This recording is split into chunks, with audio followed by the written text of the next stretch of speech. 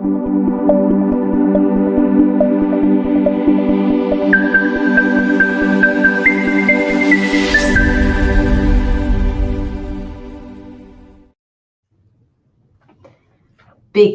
a local market authority. Hello, everyone. Roxanne Gavari with Pemberley Realty here in San Diego, California, along with my partner. Hello, everyone. Santiago.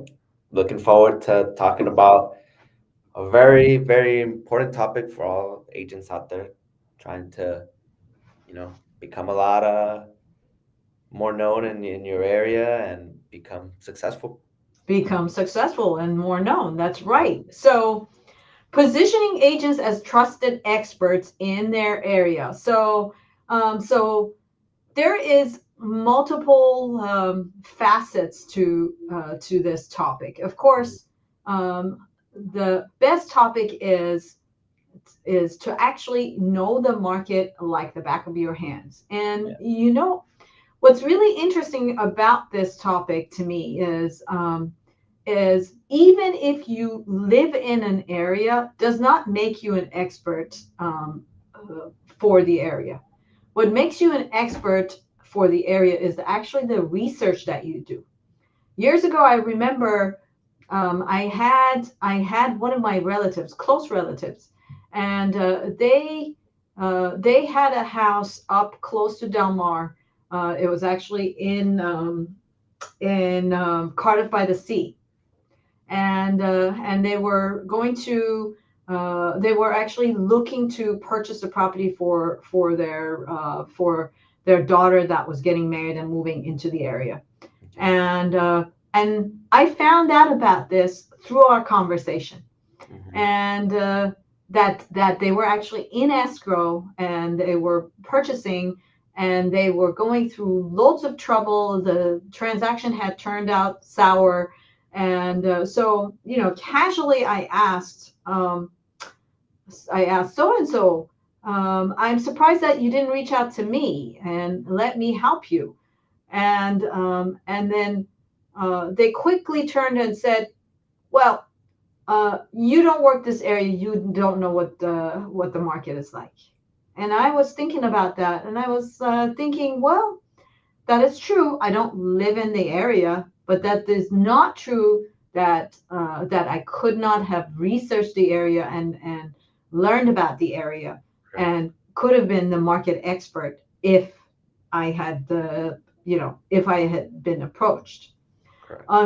Another example that I can give you which is actually one of those reasons why I got into real estate, is years ago when my mother opened up the restaurant, which you guys know about, and we used to live up in North County in Mira Mesa area, and commute from here to there was about 20 minutes, 25 minutes, and close the restaurant at 9:00 at night, 9:30. By the time you clean up and you get it ready to go, it's 10:00 at night, and now you have to drive half an hour to get to your home. So we decided to move closer to where the restaurant was, and then I started really looking into every house that would come on the market. I would go take a look. I was doing the research, and pretty much within like the 2 months that I was looking, and I knew every house that hit on the market, and I knew exactly the prices because I was on it all the time. And we ended up actually buying a for sale by owner for about $100,000 under market value, because he didn't know the market as well as I knew the market because I was looking all the time. So that goes to talking about knowing the local market, looking at the MLS, finding out how many days on market each property is staying at. What are the median prices that are out there for the homes in that particular area? What does the inventory look like? Remember, we have pulled out inventories and looked at inventory this year versus last year, right? And those are all information that are pretty much very critical to help you try to get to know the market as well as you could. And, one of those things that really helps to make you an expert versus not. So, Basically, being on um, top of it. yeah. So what else? What else on that end that you think we need to cover? Do you have any tips on how to become an expert on properties? Because some people might be like, okay, so where do I start? Where can I find this information? How can I know um, how to become that expert? What are some tips or websites, any type of help that you can? Well, MLS is a great source of all of that information, and there is some other websites as well that share that. NAR has a lot of that data, and there's some other websites as well that provide that type of data. There is within our MLS system, there is a number of reports that we're able to pull that give that kind of information. So I would say, your local realtor is definitely a good source of information to get that kind of data for you. Yeah, yeah, And of course, if you are an agent, then there's also Inman News that you can reach out to and get information about, and Fast Stats is another one that you can get information about. I think Housing Wire has a lot of good information, and Altos Research has a lot of good information. So there's definitely lots of different sources that you can get information out of, and get yourself educated in front of your consumer. what about like for lenders or mortgage rates maybe? Could Um, you be, so I mean, that could vary, not with knowing prices and how that's looking, but that could be maybe an additional help that you could give to your clients. So if I'm not mistaken, Mortgage Rate Daily is also another good website that you can get information about, and you can get also you can get interest rate information on what the interest rates are to basically provide to your clients, and get them educated on that information. Yeah. And another part that I think is also important, to stay in front of your clients on social media with local content, right? Restaurants that open up, or if you write blog posts that are particularly local to the area that you are. If you have built a client email database where you're sharing information about, where to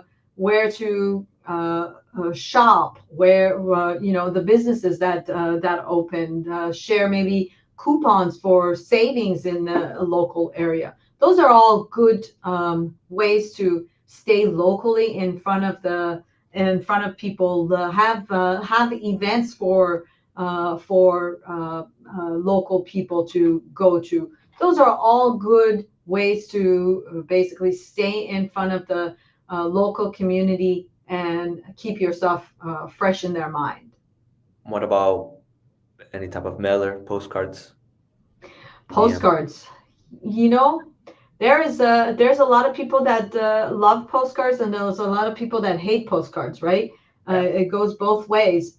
I'm a big believer in postcards, even though I like to think that I'm an environmentalist, right? So yes, you're cutting a lot of trees to send postcards. So maybe on the other end, you can be You can be helping local communities to plant some trees and make up for the postcards that you're sending out Yeah. to people. Yeah. Hmm. So so yeah, and then in terms of being the local expert and positioning yourself as a local expert, I think it's also very helpful to provide statistics and data about what's selling in the neighborhood, particular to the neighborhood that you are serving, because people always want to know what's selling in their particular neighborhood and have that information at their fingertips. So as part of your marketing that you're putting out there, if you're providing that information, then you are providing the local information that people are interested to see, and then you become the market expert that they're relying on for information. What about the team you're in and the knowledge that you can provide outside of not just maybe marketing, but what about document knowledge, Yeah. transaction wise? How does that benefit, you know, someone? Well, again, when you're looking at people relying on you as the knowledge broker, right? It's important to stay up to date, to be the source of information, and to search for information, to be able to be the source for people to go to, and to get information that they need. And again, comes down to the fact that if you are the knowledge broker, if people rely on you and know that you're in the know, and you're always educating yourself and keeping yourself up to date, then there's more trust that they can give you, and the information that you provide, and the advice that you give. Hmm. Yeah. I mean, I think that's important because also too, when if you do have a client and you're working with the client and you have a smooth transaction, then just word of mouth also is a good way, It went Yeah, smooth, things were good, people pick up that and then they'll refer you to people in that same area yeah. that they might know. So, Like for example, websites like Angie's List or Thumbtack. mhm. Those are great websites, right? But are they able to really hone in into a neighborhood for providing local expert information? And if you are becoming that knowledge broker that has those contacts, so that of all the service providers that serve a particular neighborhood, or you're in a neighborhood where kind of similar to the neighborhood we are in, where your inventory of homes are a little bit older homes, where you need a foundation expert. You need somebody that works on those vintage doors and windows. Then and if you start building the list of those service providers that you can offer to your community, Yeah, then it basically elevates you as the knowledge broker, as the source of information that people can reach out to without having to be lost and don't know where to go for information. yeah, that's very good. Those are some very important things to take note of. Take note of. Yeah. Exactly. So yeah, being a local market expert has very different facets to it, and every part of it that you look at, like for example, I'll give you a local example. Hmm. And you guys have been also at the forefront of this. We've got down the street, we have the Board of Education center that is in the midst of being rehabbed, and they're going to basically turn that whole area into a um, um, new complex of condos and teaching facilities and new building for the local school, as well as housing for the teachers. And having that knowledge and providing that knowledge to the community and going to those meetings and providing those the data that we get out of those meetings to the community. I mean, look how huge that would be for somebody that lives in the neighborhood and wants to know what's happening with that parcel, wants to know, are they going to put a dog park back in there? Are they going to keep the historic building that's there? What is going to be the repurposing effects of that historic building? All of these are information that people really want to know about. And if you become the knowledge broker and provide that information, boom. So you're gonna win their business. exactly. So yeah, no, very good points. And just being out there, there's a bunch of coffee shops everywhere. It's always nice to have your branding out and let yourself be known. Exactly. Yes, and we've had our rock star Lexi, one of our agents, who is doing exactly that. Right? She was actually posting being present at a local coffee shop, and not only posting her presence onto social media, that's where she's hanging out, and also featuring the coffee shop and their products, but also locally connecting with the neighbors and the community so that they get to know her personally. And one day it's an introduction, the next day it's a business opportunity. Yeah, just building that rapport with people and making sure to keep improving on it, and you'll eventually get that business. So very important.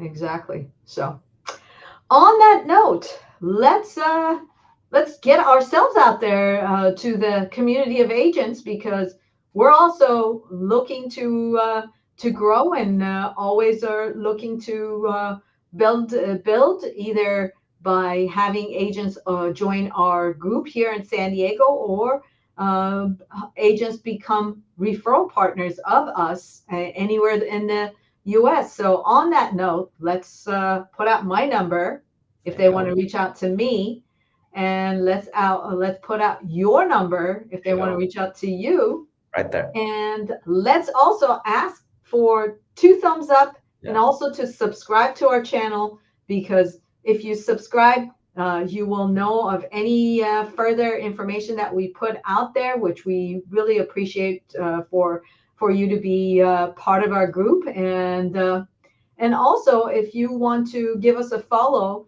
either on our website, or if you're part of San Diego agent community and like to check us out and become part of our group, there's our website that you can learn about our benefits.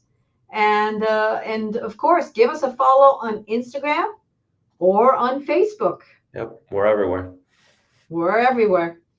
And thank you so much for joining us, and we're looking forward to seeing you next time. We'll be seeing you next week. Thank you everyone for joining, and have a good day.